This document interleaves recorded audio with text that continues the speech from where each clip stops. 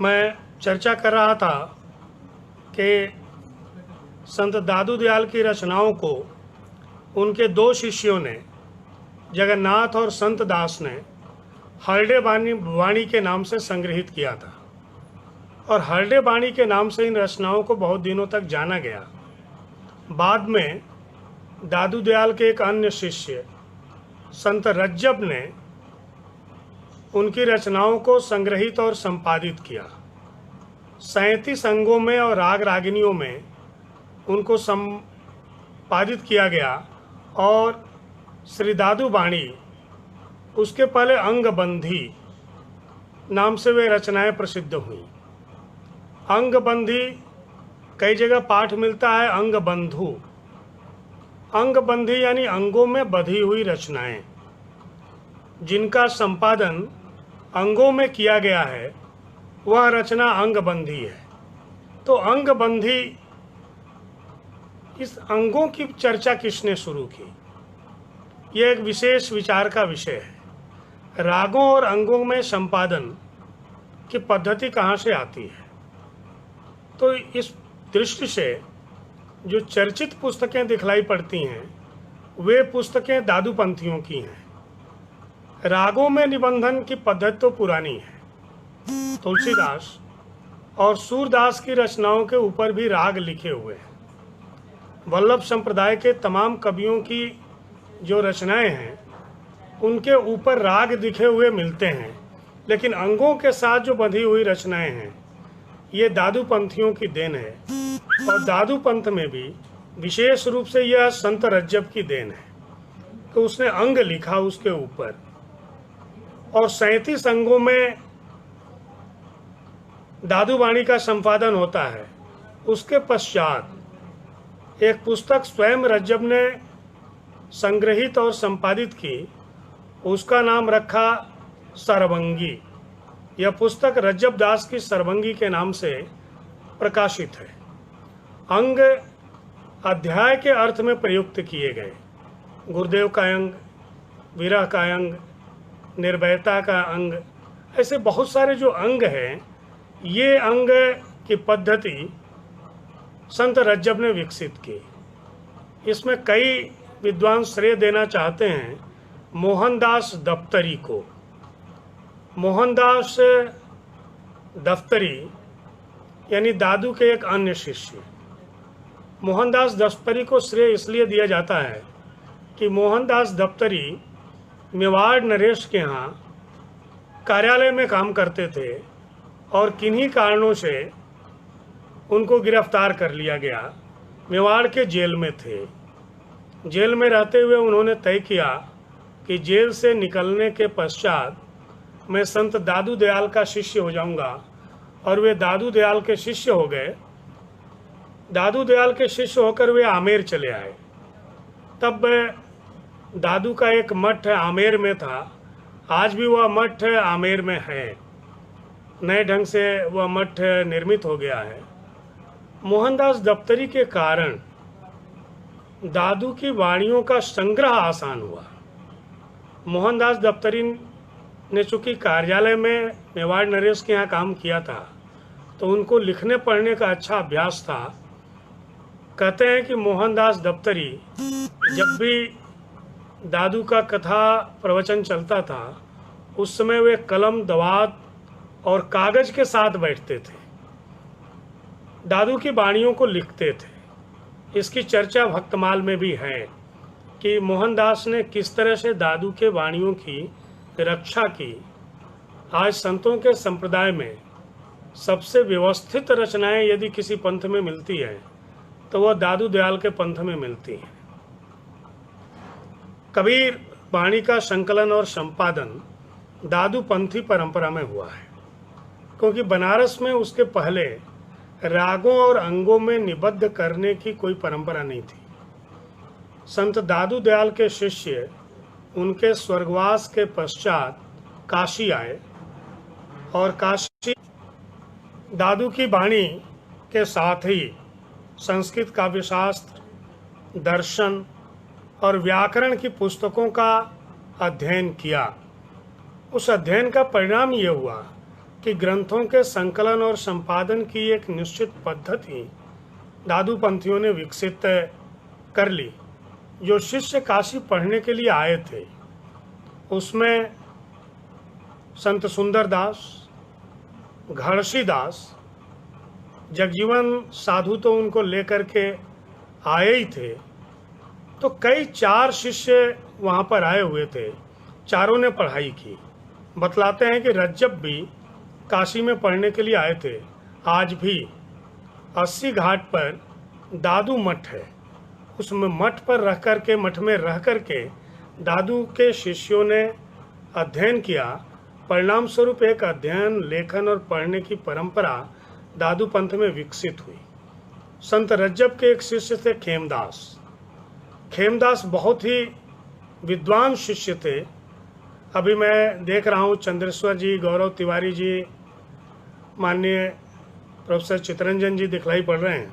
मैं कह रहा था डॉक्टर साहब कि दादू पंथ में पढ़ने लिखने की एक परंपरा काशी आने के कारण प्रारंभ हुई और इन शिष्यों ने लंबे समय तक अध्ययन किया।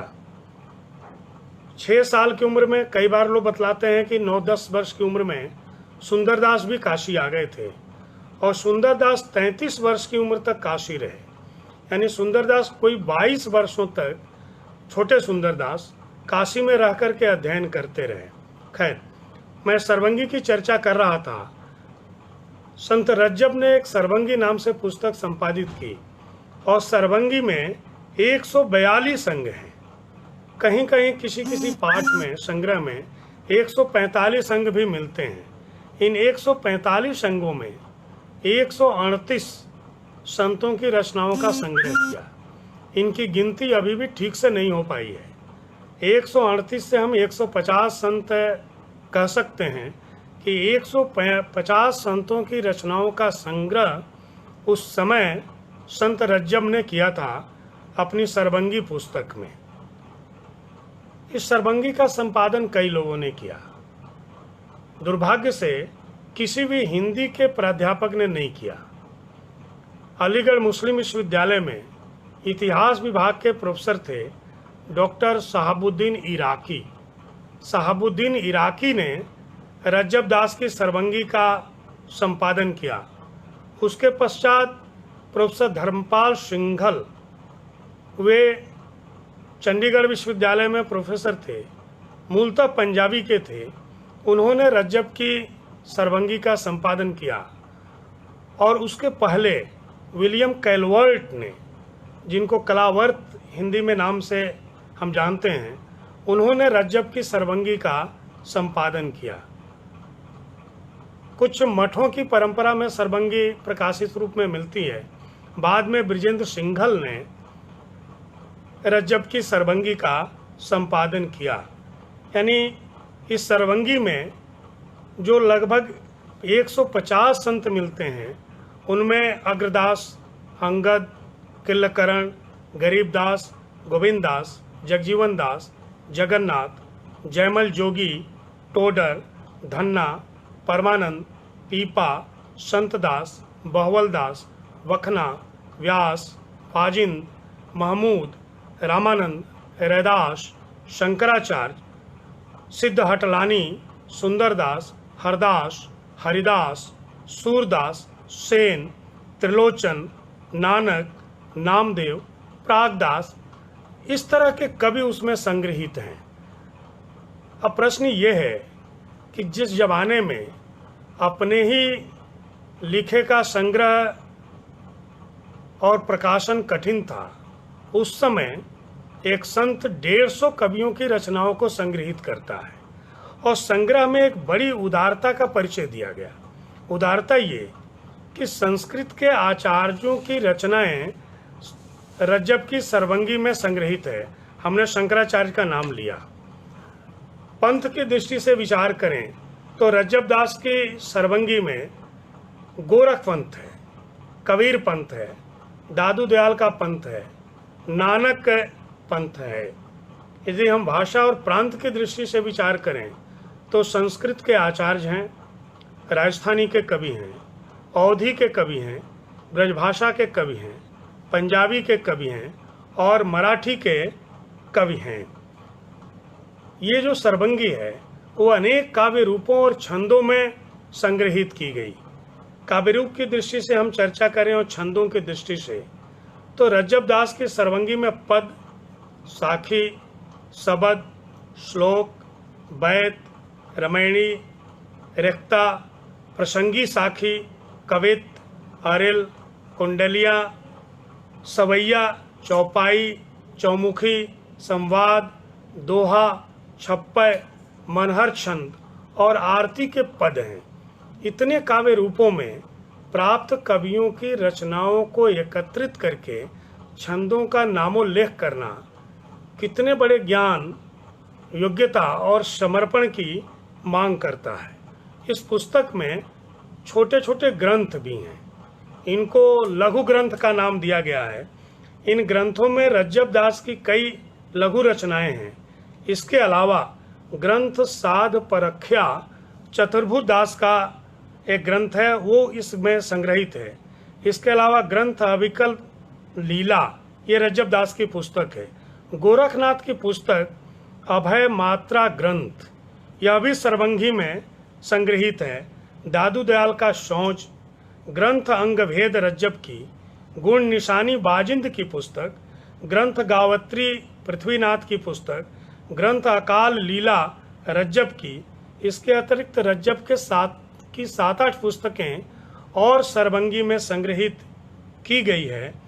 इस लघु ग्रंथों के पश्चात 188 संस्कृत के श्लोकों का भी संग्रह इस पुस्तक में है और परिशिष्ट में फारसी की कतायतें दी गई हैं। कतायत यानी 4 पंक्तियों की रचनाएं, यानी एक इस प्रकार की पुस्तक संग्रहित की गई। परशुराम चतुर्वेदी का मानना यह है कि जो अंग बंधु है उसका संपादन गुरु ग्रंथ साहब के 10 वर्ष पहले ही हो गया था, लेकिन सरबंगी के संदर्भ में परशुराम चतुर्वेदी और पुरोहित हरिनारायण शर्मा अलग अलग विचार रखते हैं। पुरोहित हरिनारायण शर्मा का मानना यह है कि सरबंगी कोई 90 वर्षों तक संग्रहित की गई, यानी 1593 ईस्वी से 1683 ईस्वी तक का जो समय है वह इस संग्रह के लिए पुरोहित हरिनारायण शर्मा ने माना है, क्योंकि इसकी जो बनावट है वो अंगों में है। यानी जैसे गुरुदेव का अंग है तो गुरु से संबंधित किसी कवि की रचना प्राप्त होती है तो वहाँ पर उसकी रचना को रख दिया। 10-20 वर्ष बाद गुरु से संबंधित कोई रचना प्राप्त हुई या विरह से संबंधित कोई रचना प्राप्त हुई तो विरह के नाम का एक शीर्षक रखा और उस शीर्षक के अंतर्गत विरह का अंग शीर्षक के अंतर्गत विरह से प्राप्त रचनाओं को उसमें रख दिया गया। इस प्रकार से लगातार जो उसके संग्रह की पद्धति है उस चैप्टराइजेशन को कर दिया गया, अंगों को लिख दिया गया और जिस पद्धति की रचना जब भी प्राप्त होती गई जिस संत की, वहाँ पर लिखा गया। यानी पुस्तक को बांधने के पश्चात खाली पृष्ठ रखे गए और खाली पृष्ठों में जब जब जैसी जैसी रचनाएं प्राप्त होती गईं उन रचनाओं को उसमें रखने का एक बड़ा उपक्रम लगातार किया गया। और ये जो पद्धति है, ये संग्रह और संपादन की जो या ग्रंथ को ग्रंथित करने की जो परंपरागत पद्धति है उस पद्धति से बिल्कुल पृथक थी। यानी उच्छ्वास, अध्याय, सर्ग, उल्लास, अंग, तरंग, परिच्छेद, उस अलग पद्धति में ये रचनाएं संग्रहित हुई। ये उद्योत, समय, विमर्श, तरंग और परिच्छेद से भी बिल्कुल अलग है। यानी ये सारी पद्धतियाँ कहीं भी रज्जब के पहले हमको दिखलाई नहीं पड़ती है। इसलिए इस ग्रंथन कला के आविष्कर्ता के रूप में हम संत रज्जब का नाम ले सकते हैं। एक गोपाल दास करके दादू पंथ में बड़े कवि हुए हैं। उन्होंने ग्रंथ सर्वांग सरह चिंतामणि नाम से एक पुस्तक का संग्रह किया और इस ग्रंथ का लेखन कार्य उन्होंने राजस्थान के सांभर में इस रचना को संग्रहित किया गया। सर्वांग सरह चिंता मणि। उस समय सांभर के राजा कोई मिर्जा जूलकरण थे। उनके शासनकाल में इस पुस्तक की रचना हुई और गोपाल दास ने यह ग्रंथ बनवारी दास के शिष्य घड़सी दास को दिया। विक्रम संवत 1684 यानी 1627 ईस्वी फाल्गुन शुक्ल पूर्णिमा को यह ग्रंथ पूर्ण हुआ। इस ग्रंथ के हस्तलेख में इसकी सूचना प्राप्त होती है। गोपाल दास जी दादू दयाल के प्रशिष्य थे, यानी इनके गुरु का नाम संत दास मारू था। संत दास अपने पूरे परिवार के साथ दादू दयाल के शिष्य हो गए थे। ये किरडौली में दादू दयाल से मिले थे और गोपाल दास जी पूरे कुटुंब की गोपाल दास संत दास मारू के परिवार के भी हों। एक और प्रसिद्ध कवि चतुरदास संत दास के भतीजा थे। चतुरदास की चर्चा हिंदी कविता में कम होती है। चतुरदास ने श्रीमद् भागवत के 11वें अध्याय का पद्यानुवाद किया और बहुत से संतों ने लंबे समय तक इस अनुवाद के माध्यम से भागवत की कथा अलग अलग प्रांतों में कही। इस ग्रंथ में 2331 से चौपाई है, यानी जो काम गोपाल दास कर रहे थे एक तरह से वो पारिवारिक काम भी था। संत दास करके बड़े कवि हुए और फिर मैंने चतुरदास की चर्चा की। चतुरदास नहीं पढ़ती हैं चारों तरफ। इस ग्रंथ में परिचय देते हुए लिखा हुआ है कि गोपाल 37 वर्ष के जब भये, सरह जोड़ तब किया, जीव कहा मति बाहरा, यह गुरु गोविंद दत्त दिया। यानी 37 वर्ष की उम्र में गोपाल दास ने सर्वांग सरह चिंता मणि यानी इस सर्वंगी ग्रंथ की रचना को प्रारंभ किया। गोपाल दास की इस रचना में 137 अंग हैं। इसमें कई अंगों में केवल श्लोक हैं, जैसे वैष्णव महिमा के अंग में 59 श्लोक हैं। कई अंग ऐसे हैं जिसमें एक ही कवि की रचना संग्रहित है, जैसे वाजिंद की 27 चौपाइयाँ एक अंग में दिखलाई पड़ती है, उसमें अन्य किसी कवि की रचना नहीं है। संग्रह की दृष्टि से हम बात करें तो हिंदी साहित्य में अब तक जितने संग्रह ग्रंथ प्राप्त होते हैं उसमें सबसे बड़ा संग्रह ग्रंथ है।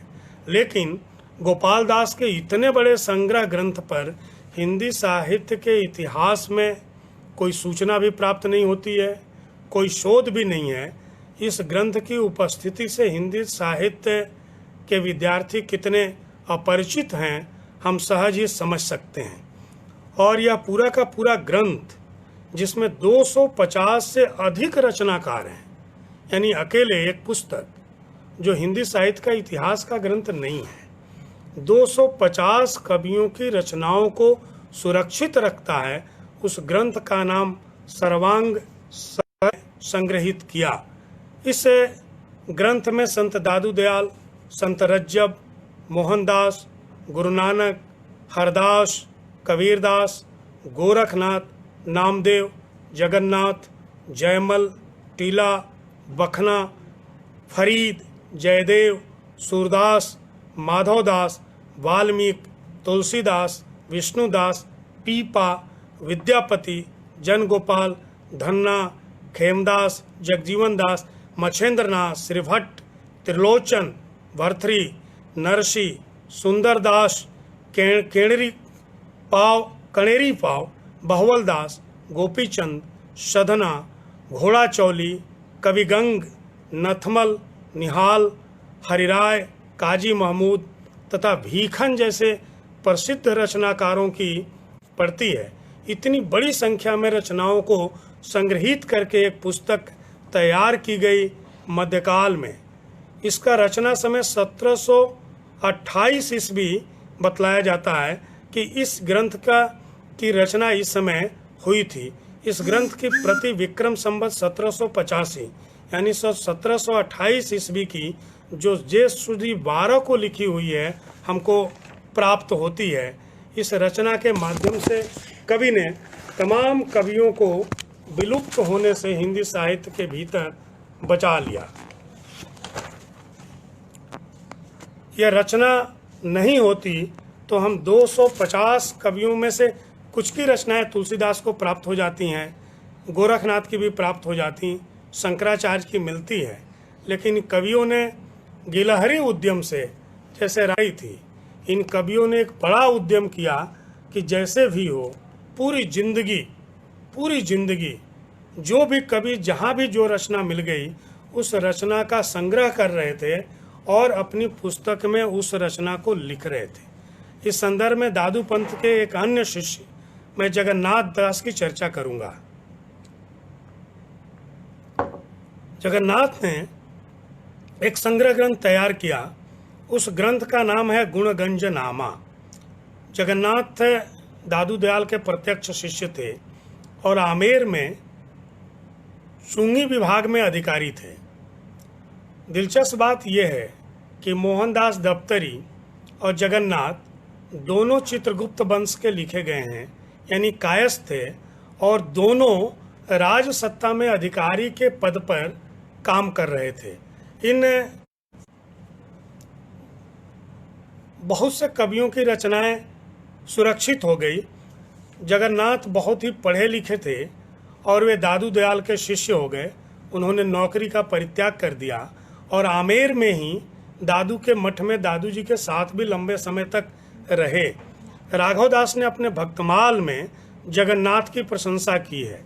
जगन्नाथ के प्रशंसा में राघव दास ने लिखा है, दादू को शिष्य जगन्नाथ जुगति जगत जगन में रहो, प्रेमा भक्ति विशेष ज्ञान बुद्धि समझ अति, शास्त्रज्ञ तत्वज्ञ शील सतवादी मति गति, गुण गंजनामा किया सर्व की कविता ता मधि, गीता वशिष्ठ सार ग्रंथ बहु अवर, साधु सिद्धि चित्रगुप्त कुल में प्रकट, जो देखियो सोई कहियो। ये प्रसिद्ध है कि जगन्नाथ ने जैसा देखा वैसा कहा।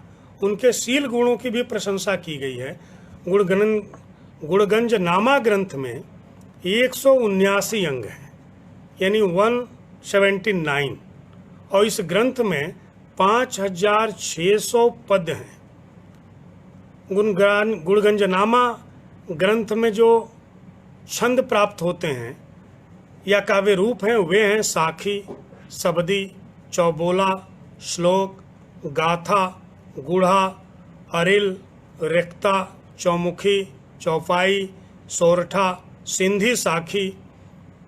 इस तरह से 122 रचनाओं की नाम युक्त रचनाएं, यानी नाम के साथ दी गई रचनाएं 122 संतों की मिलती है और इस ग्रंथ में नाम नहीं मिलते हैं, यानी 122 संतों की कविताएं तो नाम के साथ मिलती हैं। इसके अतिरिक्त बिना नाम की बहुत सी रचनाएं इस ग्रंथ में मिलती हैं। जो जगन्नाथ दास ने लिखा वो बहुत बड़ी संख्या में है। हस्तलेखों में जगन्नाथ दास का जो रचना कर्म है वो महाग्रंथ के नाम से सुरक्षित है, यानी कितनी बड़ी रचना स्वयं की होगी जगन्नाथ दास की। इन रचनाओं की जो संख्या दादू पंथियों के इतिहास में मिलती है उसमें साखी भाग में 221 अंगों में 6736 साखियां हैं स्वयं जगन्नाथ दास की। पद भाग में 22 राग हैं और इसमें 120 पद उसमें प्राप्त होते हैं। और इनमें इन्होंने जो लघु ग्रंथ लिखे उन लघु ग्रंथों में सप्तवार ग्रंथ, अनुभव वावनी, अध्यात्म वावनी, शील महात्म ग्रंथ, आदि अक्षरी जन लक्षण ग्रंथ, अधर्म धर्म निर्णय ग्रंथ, यानी बड़ी संख्या में जगन्नाथ ने स्वयं कविताएं लिखी। हमने आज रज्जब दास की सर्वंगी की चर्चा की और इसके साथ ही जगन्नाथ दास की चर्चा की। गोपाल दास जी के संग्रह ग्रंथ सर्वांग सर चिंतामणि की भी चर्चा की। ये सुविचारी ढंग से लिखे हुए ग्रंथ हैं।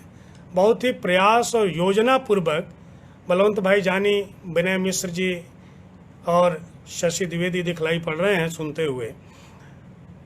बलवंत भाई जानी को प्रणाम।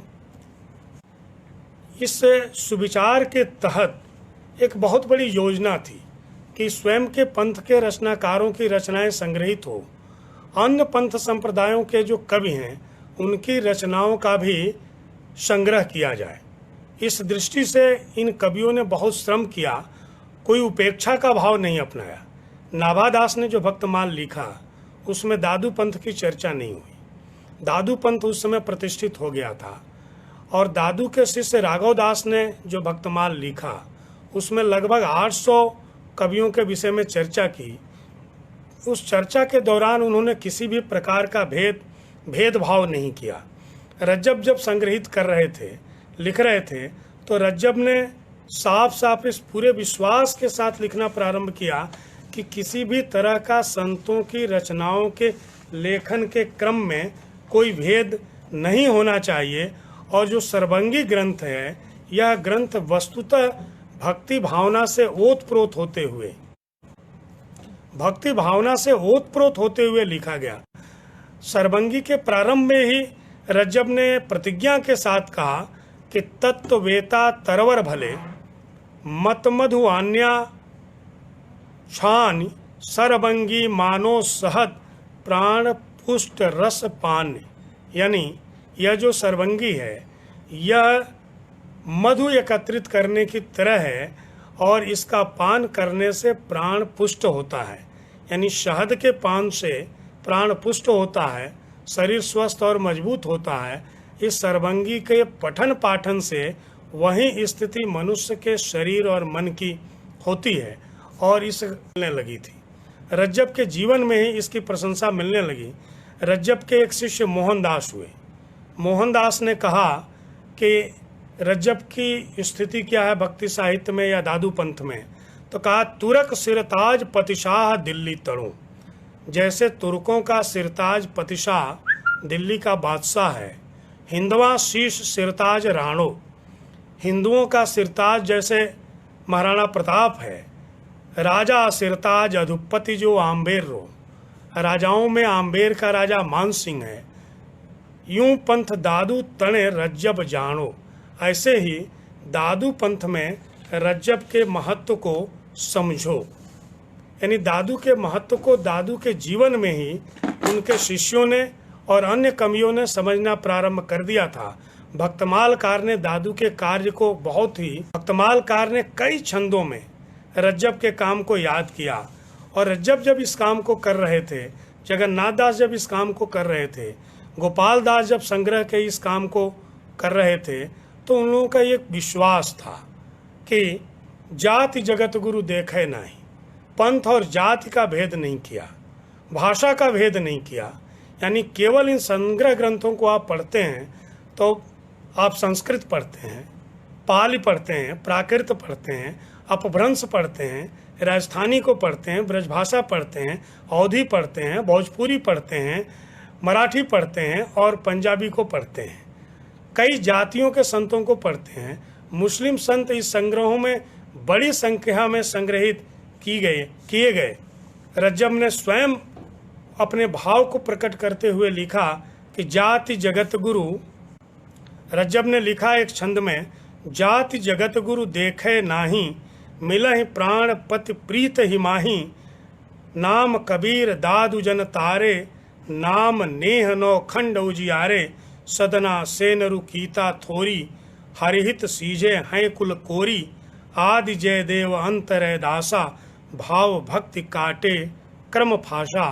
भाव और भक्ति से सबके कर्मों का फांस जब कट जाता है, ऐसे जगत गुरु जाति को नहीं देखते तो रचनाओं के संग्रह और संपादन को करते समय क्यों इस प्रकार की जाति को देख करके, संप्रदाय को देखते हुए और पंथ को देखते हुए संग्रह करना चाहिए।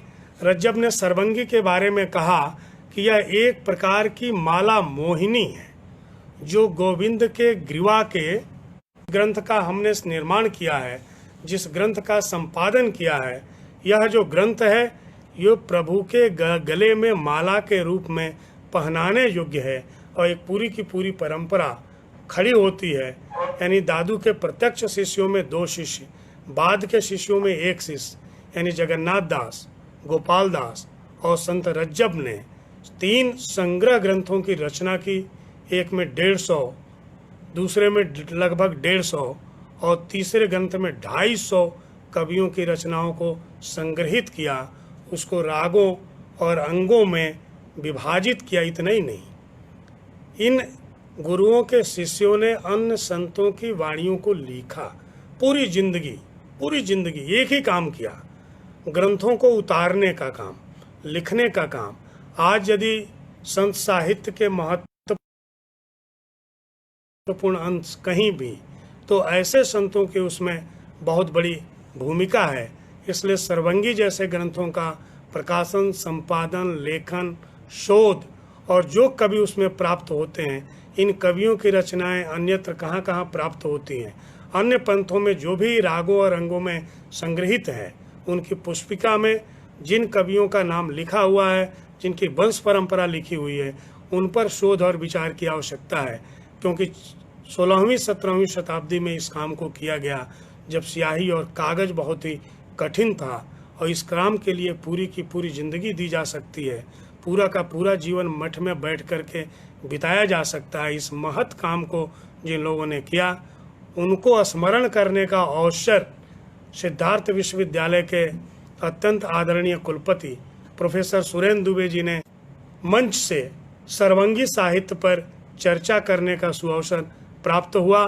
आदरणीय सुरेंद्र दुबे जी को और सभी श्रोताओं को साधुवाद देते हुए मैं अपनी बात पूरी करता हूँ। धन्यवाद।